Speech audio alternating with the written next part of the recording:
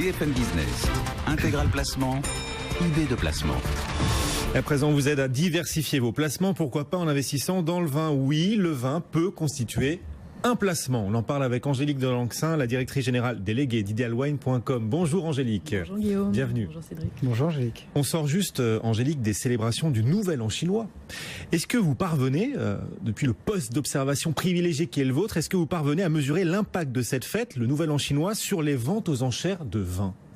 Alors déjà, la Chine continue à représenter une part très significative de nos exportations de vin, puisque c'est le 3e marché pour nos vins et spiritueux, derrière les États-Unis et la Grande-Bretagne, qui était en léger retrait en 2016. La Chine a progressé 13% l'année dernière, et donc oui, c'est un marché très important. Et au niveau des ventes aux enchères, chez nous, ça explose véritablement, parce qu'après un début d'année 2015 marqué par des incertitudes sur le marché chinois, nos ventes ont progressé de 135% à aujourd'hui par rapport à la même période de l'année dernière. Donc oui, les palettes s'accumulent au départ de Paris en destination de l'Asie pour nous. Et des Bordeaux qui en profitent, c'est ça? On n'arrêtait pas de parler depuis quelques années du succès grandissant des Bourgognes sur les marchés asiatiques, dans le cœur des Asiatiques, et finalement les Bordeaux s'en sortent encore pas si mal? Très bien même. Les Bordeaux et les spiritueux, en fait, ce sont eux qui tirent les exportations vers la Chine, vers le haut.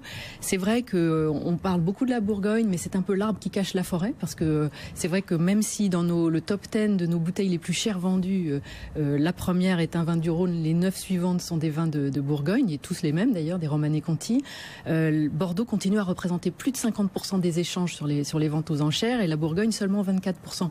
Donc oui, Bordeaux reste très important, et d'ailleurs nos équipes sur place à Hong Kong nous confirment que pas un caviste qui se respecte n'oserait occulter le fait de présenter toute la gamme des vins de Château Lafite Rothschild, qui vont du premier cru classé de Pauillac au Château du Harmillon, qui appartient à la famille, en passant par bien sûr le second vin, les Caruates de Lafite. Donc oui, Bordeaux, les marques fortes de Bordeaux restent très importantes en Chine. Et l'avenir, une partie de l'avenir des Bordeaux donc se joue aussi en Chine. D'ailleurs, vous avez récemment vendu, Angélique, un très vieux millésime de Château Lafite. On imagine qu'il est parti là-bas lui aussi? Alors effectivement, il y avait récemment sur Ideal Wine une bouteille de Lafite 1880 qui était une bouteille reconditionnée au domaine, donc qui présentait toutes les garanties en termes de conservation, qui s'est vendue 4 680 €. Alors elle est partie, c'est un professionnel britannique qui l'a acquise, mais très probablement sa destination finale pourrait être l'Asie. Un vin collector, comme on dit. D'ailleurs, c'est une question que peuvent se poser les investisseurs. On est dans Intégral Placement. Qu'est-ce qui confère à un vin un statut collector finalement? Oui, c'est vrai que les investisseurs, dans le cadre d'un investissement vin, on a intérêt à rechercher ces fameux flacons collector. Donc il y a 3 points qui permettent de définir ce que c'est qu'un collector. Tout d'abord, le millésime. Alors vous avez le millésime de musée, comme ce Lafite 1880. Vous avez des millésimes historiques, comme là récemment un Château Léoville-Lascaz 1945, qui s'est vendu à un prix en hausse de plus de 50% sur sa cote habituelle, à 780 €. Et vous avez des millésimes, ce qu'on appelle les millésimes du siècle, pour dans une région donnée, des millésimes phares vraiment très recherchés. C'est le cas par exemple d'un Château Rayas à Châteauneuf-du-Pape de millésime 1978, qui est très belle année à Châteauneuf, qui s'est vendu 1 260 € récemment. Donc ça c'est le millésime. Ensuite vous avez des domaines qui ont changé de main, ou dont le producteur a passé la main, lui, voire est décédé. C'est le cas en ce moment, toujours à Châteauneuf-du-Pape d'ailleurs, du domaine Henri Bonneau, dont les cuvées réserves des Célestins ou Marie Beurier sont très recherchées, parce que le vigneron est disparu, est décédé il y a quelques mois, et les amateurs veulent retrouver des cuvées qui ont été produites par lui. Et le dernier point, c'est vraiment toujours la rareté, des cuvées qui sont produites à en très faible quantité. Je pense que chaque bouteille de la Romanée Conti qui quitte le domaine est déjà collector au moment où elle franchit la porte. Et justement, on connaît les grandes régions les plus prisées, notamment des ventes aux enchères, les plus prisées aussi pour faire du vin un placement, les Bourgognes, les Bordeaux, bien sûr, le Rhône. Pourtant, justement, si on s'intéresse au placement, il y a d'autres régions qui émergent peu à peu. On parle parfois de la Loire, du Jura, et puis il y a encore d'autres régions qui nous restent à découvrir. C'est ça, lorsqu'on souhaite investir véritablement dans le vin? Oui. Aujourd'hui, les amateurs élargissent leurs recherches. Et je pense par exemple, j'aimerais bien vous parler aujourd'hui du Beaujolais. Pour le Beaujolais nouveau? Alors, le Beaujolais nouveau, c'est un thème d'investissement dans le vin? Sérieusement, le Beaujolais? Plutôt malgré le Beaujolais nouveau. En fait, c'est vrai que le Beaujolais, tout de suite, fait bondir parce que il souffre de 2 handicaps majeurs. Un handicap historique lié au décret de 1395 de Philippe le Hardy qui interdisait le gamay en Bourgogne, donc qui a immédiatement donné une image bas de gamme de ce cépage, et également effectivement cette opération du Beaujolais nouveau qui certes braque les projecteurs sur cette région, mais pas forcément sur une idée très qualitative.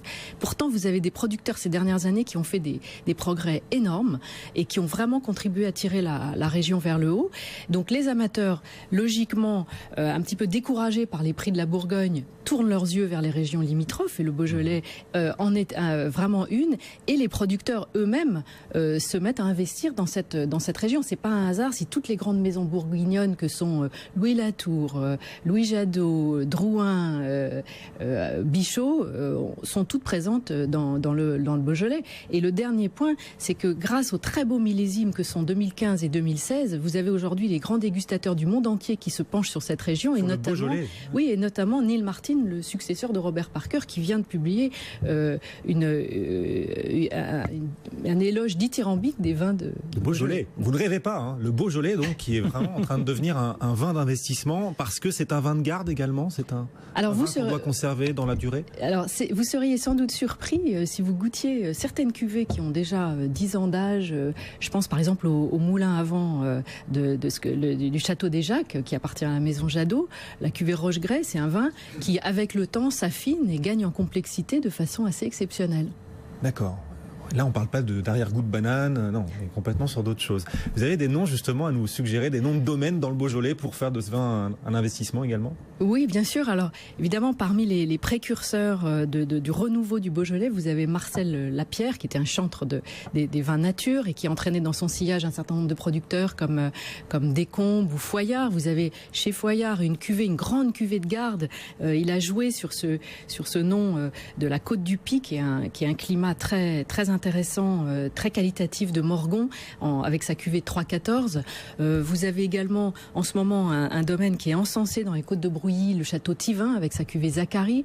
Vous avez donc bien sûr le château des Jacques, après Jean-Paul Brun, des vignes. Enfin, il y a vraiment aujourd'hui une multitude de producteurs qui méritent vraiment qu'on s'intéresse à eux. Et vous vous attendez du coup peut-être à voir des vins du Beaujolais mis aux enchères, ça? Mais on les voit, oui, en fait, déjà dans des millésimes, des beaux millésimes comme 2009, 2010, on voit déjà des valorisations importantes en termes de hausse de prix. Bien sûr, on n'atteint pas du tout les niveaux d'un premier cru classé, voire d'un grand cru de Bourgogne, mais c'est assez frappant de voir la progression. Le plus difficile, je pense, ça va être d'accepter de conserver ces vins dans les beaux millésimes 2015 et 2016 qui arrivent, de ne pas les ouvrir trop tôt pour leur laisser le temps de se valoriser, aussi bien en termes de qualité qu'en termes de prix. Ces nouvelles tendances du marché du vin. Angélique Delanxin, merci Angélique d'être venue nous voir, la directrice générale d'Idealwine.com.